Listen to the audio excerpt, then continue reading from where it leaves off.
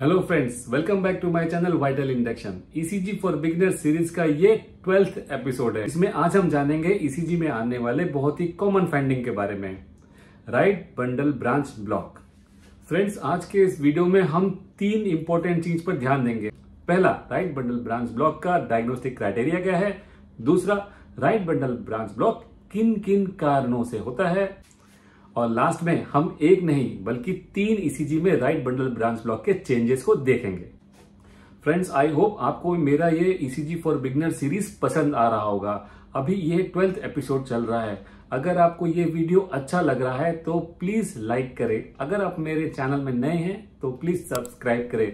मैं ऐसे ही इंटरेस्टिंग और यूजफुल वीडियोस लाता रहता हूं। फ्रेंड्स, ईसीजी में राइट बंडल ब्रांच ब्लॉक को डायग्नोज करना बहुत ही आसान है। इस वीडियो के लास्ट तक मैं कॉन्फिडेंट हूं कि आप ईसीजी में राइट बंडल ब्रांच ब्लॉक को आराम से डायग्नोज कर लोगे, आराम से डिटेक्ट कर लोगे। देखिए फ्रेंड्स, ईसीजी में राइट बंडल ब्रांच ब्लॉक के 3 इंपॉर्टेंट डायग्नोस्टिक क्राइटेरिया हैं। पहला, अगर आप देखें तो आ जाते हैं चेस्ट लीड में। अगर चेस्ट लीड में आप देखें V1, V2, V3, इसमें आपको M पैटर्न मिलेगा, मतलब RSR पैटर्न मिलेगा। दूसरा, आप देखिए जो लेटरल लीड्स है, जो हार्ट के लेटरल साइड को दिखाती है, जैसे कि लीड 1, AVL और V5, V6, इसमें आपको मिलेगा स्लर्ड एस वेव। ठीक है, तो ये दोनों आपको मिल गया। और तीसरा जो क्राइटेरिया आपको देखना है वो है कि जो QRS ड्यूरेशन है वो मोर देन 120 मिलीसेकंड होगा, वो वाइड होगा और मोर देन 120 मिलीसेकंड होगा। तो फ्रेंड्स, अब दूसरे पॉइंट पे आ जाते हैं कि कौन कौन से कंडीशन है या सिनेरियो है जिसमें कि पेशेंट को राइट बंडल ब्रांच ब्लॉक हो सकता है और आपको वो ईसीजी में मिल सकता है। तो शुरू करते हैं कॉमन से।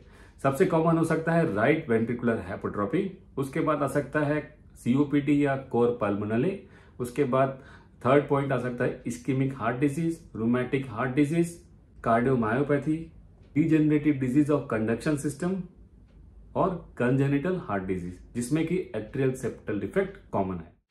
तो फ्रेंड्स, इस ईसीजी को भी हम वही 10 स्टेप्स को फॉलो करते हुए बढ़ेंगे। तो चलिए शुरू करते हैं। पहला आ जाता है identification and standardisation.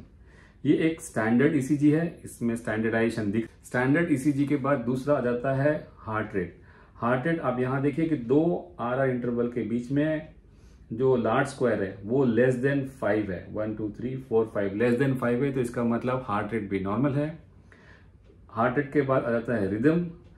Her QRS complex के पहले P वेव है which is followed by A T wave, तो इसका रिदम भी नॉर्मल साइनस रिदम है।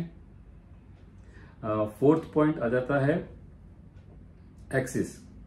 लीड 1, लीड 2 और AVF में हम देखते हैं तो सारे वेक्टर पॉजिटिव हैं, तो इसका मतलब इस ईसीजी का एक्सिस नॉर्मल है। अब फिफ्थ पॉइंट आ जाते हैं P वेव में। P वेव को अगर हम देखते हैं, जो इसकी हाइट है वो लेस देन 2.5 मिलीमीटर है और जो इसकी विड्थ है वो भी लेस देन 2.5 मिलीमीटर है। इसका मतलब इस P वेव का साइज और शेप भी नॉर्मल है।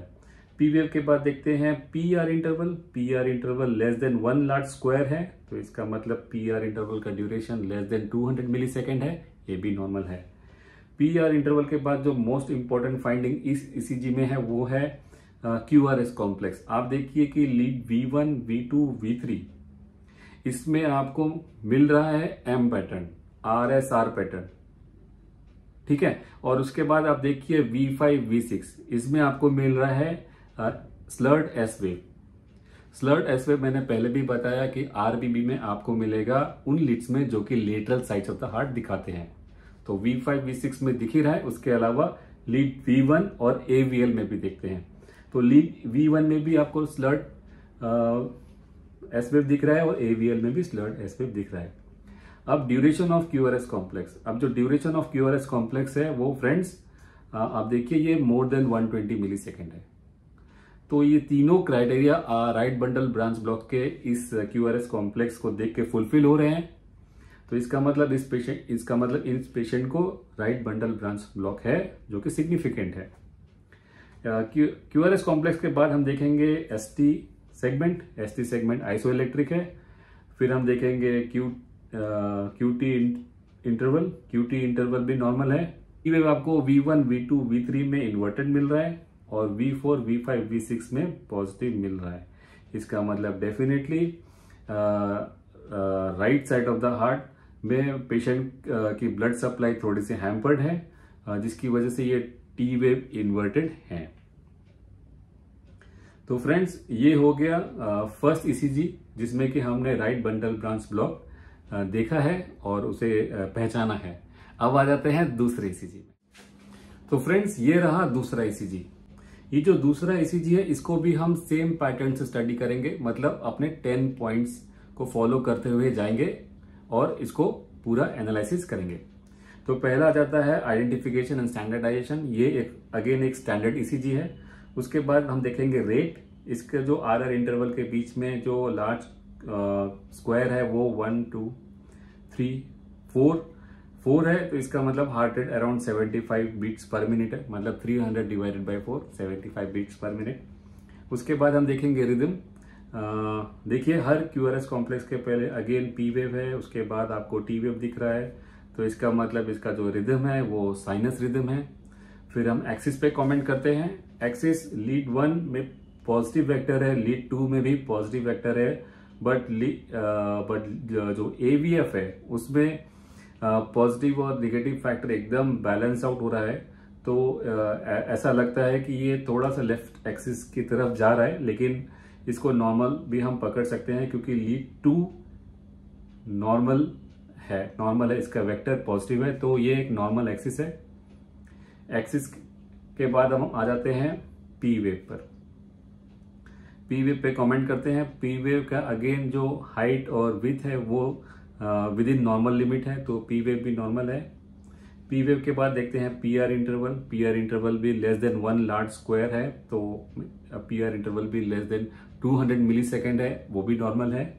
उसके बाद हम कमेंट करेंगे क्यूआरएस कॉम्प्लेक्स पर। फ्रेंड्स, क्यूआरएस कॉम्प्लेक्स अब हम V1 में देखते हैं। तो देखिए, V1 में जो आरएसआर पैटर्न दिख रहा है, स्मॉल आर, फिर एक उसके बाद एस वेव, उसके बाद एक लार्ज आर दिख रहा है। V2 में भी आरएसआर पैटर्न है, बट V3 में आरएसआर पैटर्न नहीं है। तो लीड V1 और V2 में आरएसआर पैटर्न है। इसके अलावा अब हम देखेंगे V5, V6 और 1 और AVL, मतलब लेटरल लीड्स। V5 और V6 में देखिए, यस, इसमें भी आपको स्लर्ड एस वेव मिल रहा है, ध्यान दीजिए। और उसके बाद लीड V1 में आपको स्लर्ड एस वेव नहीं मिल रहा है, लेकिन AVL में थोड़ा सा एस वेव की स्लरिंग दिख सकती है। तो इसका मतलब पेशेंट को again right bundle branch block है, और इसका जो क्यूआरएस कॉम्प्लेक्स है, इसका जो ड्यूरेशन है, ये भी मोर देन 120 मिली सेकेंड है। सो तीनों के तीनों criteria right bundle branch block के इसमें फुलफिल हो रहे हैं। उसके बाद हम देखते हैं ST सेगमेंट पर। उसके बाद हम कमेंट करेंगे ST सेगमेंट पर। ST सेगमेंट आइसोइलेक्ट्रिक है, ST सेगमेंट आइसोइलेक्ट्रिक लाइन में है। QT इंटरवल भी नॉर्मल है, लेकिन टी वेव इन्वर्जन अगेन आपको V1, V2, V3, even V4 में भी आपको टी वेव इन्वर्जन मिल रहा है। ये हो गया दूसरा ईसीजी। अब आ जाते हैं तीसरे ईसीजी पर। फ्रेंड्स, आपके लिए मैं तीसरा ईसीजी यहाँ पे लगा रहा हूँ, ये रहा। इस ईसीजी को मैंने लास्ट के लिए रखा है, क्योंकि इसमें बहुत सारे इंपॉर्टेंट फाइंडिंग्स है। चलिए देखते हैं। इस ईसीजी को अगेन हम अपने 10 पॉइंट्स को फॉलो करते हुए ही पढ़ेंगे। तो चलिए शुरू करते हैं आइडेंटिफिकेशन एंड स्टैंडर्डाइजेशन से। ये एक स्टैंडर्ड ईसीजी है, जैसे कि आप देख सकते हैं। उसके बाद आ जाते हैं रेट। जो पेशेंट का रेट है, अगर जो आरआर इंटरवल को देखते हैं, आरआर इंटरवल के बीच में अराउंड 4 लार्ज स्क्वायर दिख रहा है, तो इसका जो रेट है वो अराउंड 75 बीट्स पर मिनट है। रेट के बाद आ जाते हैं रिदम। अगेन इसमें हर क्यूआरएस कॉम्प्लेक्स के पहले एक पी वेव है और उसके बाद एक टी वेव है, तो इसका जो रिदम है वो भी नॉर्मल साइनस रिदम है। उसके बाद हम कमेंट करेंगे एक्सिस पे। तो एक्सिस के लिए अगेन हम देखेंगे लीड 1, 2 और AVF। देखिए, 1 में तो पॉजिटिव वेक्टर है, लेकिन लीड 2 और AVF जो क्यूआरएस कॉम्प्लेक्स है, जो वेव है वो निगेटिव है, माने पॉजिटिव वेक्टर नहीं है, निगेटिव वेक्टर है। इसका मतलब पेशेंट को लेफ्ट एक्सिस डेविएशन है। उसके बाद हम देखेंगे PR इंटरवल पर। PR इंटरवल देखिए फ्रेंड्स, इसमें बहुत ही इंपॉर्टेंट फाइंडिंग है। आई होप आपको ये दिख रहा है। PR इंटरवल जो है वो मोर देन 1 लार्ज स्क्वायर है। मैं इसको पॉइंट आउट कर देता हूं।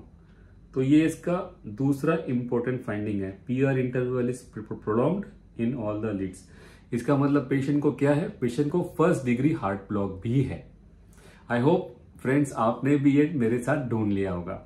तो ये एक इंपॉर्टेंट फाइंडिंग है इस ईसीजी में। तो उसके बाद हम कमेंट करेंगे क्यूआरएस कॉम्प्लेक्स पे। क्यूआरएस कॉम्प्लेक्स अगेन देखिए, जो क्यूआरएस कॉम्प्लेक्स का ड्यूरेशन है वो मोर देन 120 मिली सेकेंड है।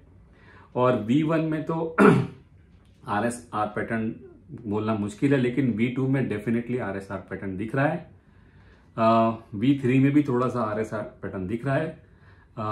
V5 V6 में देखिए beautiful slurring of S wave दिख रही है। साथ में लीड 1 में और AVL में अगर कमेंट करें तो लीड 1 में स्लरिंग ऑफ एस वेव है, लेकिन AVL में स्लरिंग ऑफ एस वेव इतना नहीं दिख रहा है।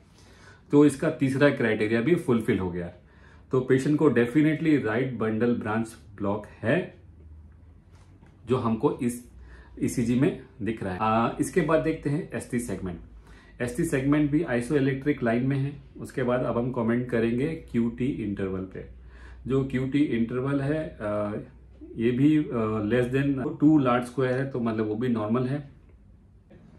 उसके बाद हम कमेंट करेंगे T वेव पे। T वेव V1 में निगेटिव है, बाकी सब जगह पे T वेव पॉजिटिव है और नॉर्मल है। तो फ्रेंड्स ये रहा तीसरा ईसीजी। ये ईसीजी काफी इंटरेस्टिंग था क्योंकि इसमें 3 इंपॉर्टेंट पॉइंट थे। हमको इस ईसीजी में मिला कि पेशेंट को लेफ्ट एक्सिस डेविएशन है, दूसरा हमको मिला कि पेशेंट को फर्स्ट डिग्री हार्ट ब्लॉक है, और तीसरा कि इस पेशेंट को राइट बंडल ब्रांच ब्लॉक है।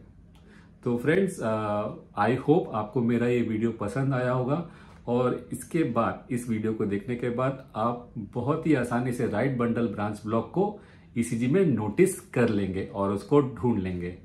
फ्रेंड्स अगर आपको मेरा ये वीडियो अच्छा लगा तो प्लीज लाइक करें। अगर आप मेरे चैनल में नए हैं तो प्लीज सब्सक्राइब करें। मैं ऐसे ही इंटरेस्टिंग और यूजफुल वीडियोस लाता रहता हूं। तो इस वीडियो में बस इतना ही। मिलते हैं मेरे नेक्स्ट वीडियो में, तब तक के लिए